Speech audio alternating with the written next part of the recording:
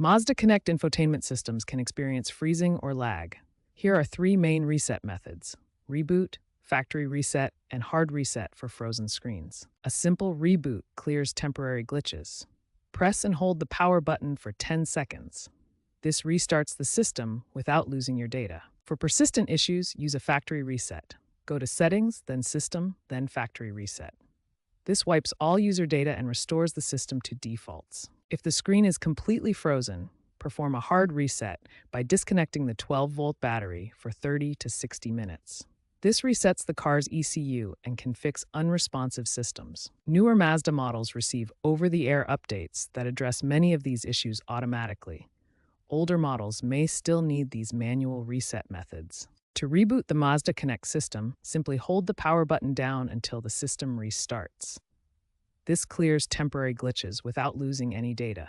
For a factory reset, navigate to Settings, then System, and select Factory Reset.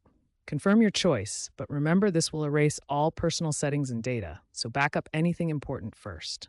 If the screen is frozen and won't respond, perform a hard reset by disconnecting the negative terminal of the 12-volt battery for at least 30 minutes. This resets the entire system. Then reconnect the battery and start the car to see if the issue is resolved. Ensure your Mazda Connect software is up to date. Mazda releases regular updates that fix common bugs causing freezing or other issues. Check the official Mazda website for available updates. Avoid multitasking on the system, especially running navigation alongside other apps.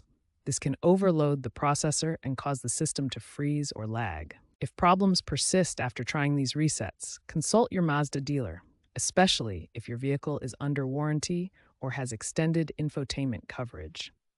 User forums can also provide specific troubleshooting advice, and always check Mazda's official website for the latest information.